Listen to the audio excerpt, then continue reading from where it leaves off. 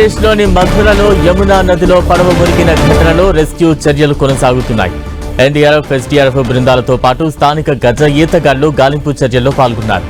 బృందావన్ సమీపంలోని కేసీ ఘాట్ వద్ద యమునా నదిలో బోల్తా పడిన పడవను ఎన్డీఆర్ఎఫ్ బృందాలు వెలికితీశాయి. పంజాబ్ నుంచి వచ్చిన 30 మంది యాత్రికులతో వెళుతున్న ఈ పడవ నదిలోని పాంటూన్ వంతెనను బలంగా ఢీకొనడంతోనే ఈ ప్రమాదం సంభవించింది. ఈ ఘోర ప్రమాదంలో 10 మంది మరణించగా 22 మందిని రక్షించి ఆసుపత్రికి తరలించారు. మృతుల్లో 7 మహిళలు, 3 పురుషులు ఉన్నారు. మృతుల్లో ఎక్కువ మంది పంజాబ్ రాష్ట్రం నుంచి తీర్థయాత్రకు వచ్చిన వారిగా గుర్తించినట్టు తెలుస్తోంది. కేసీ ఘాట్ వద్ద సుమారు 25 నుంచి 30 మంది ప్రయాణికులతో వెళుతోన్న బోటు నదిలో ఉన్న పాంటూన్ బ్రిడ్జ్ ను బలంగా ఢీకొట్టి తలక్రిందులైంది. బలమైన గాలుల కారణంగా బోటుపై నియంత్రణ కోల్పోవడమే ఈ ప్రమాదానికి ప్రధాన కారణంగా తెలుస్తోంది. దీనికి తోడు బోటు ఓవర్లోడ్ వల్ల కూడా త్వరగా మునిగిపోయిందని ప్రత్యక్ష సాక్షులు చెబుతున్నారు.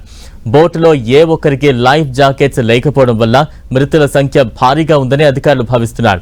ప్రమాదం జరిగిన వెంటనే స్థానిక డైవర్లు, పోలీసులు రంగంలోకి దిగి కొందరిని రక్షించారు. గాయపడిన వారందరినీ మధురలోని స్థానిక ఆసుపత్రులకు తరలించి చికిత్స అందిస్తున్నారు. గల్లంతైన వారి కోసం ఎన్డీఆర్ఎఫ్, ఎస్డీఆర్ఎఫ్ బృందాలతో పాటు ఆర్మీ టీమ్స్ కూడా యమునా నదిలో గాలింపు చర్యలు ముమ్మరం చేశాయి. మధుర జిల్లా కలెక్టర్, ఉన్నతాధికారులు సంఘటనా స్థలానికి చేరుకుని సహాయక చర్యలు పర్యవేక్షిస్తున్నారు. అటు పడవ ప్రమాద మృతులకు ప్రధానమంత్రి పరిహారం ప్రకటించారు. ఈ ప్రమాదంలో ప్రాణాలు కోల్పోయిన వారి కుటుంబాలకు 2 లక్షల చొప్పున, గాయపడ్డ వారికి 50,000 చొప్పున ఎక్స్గ్రేషియా ప్రకటించారు.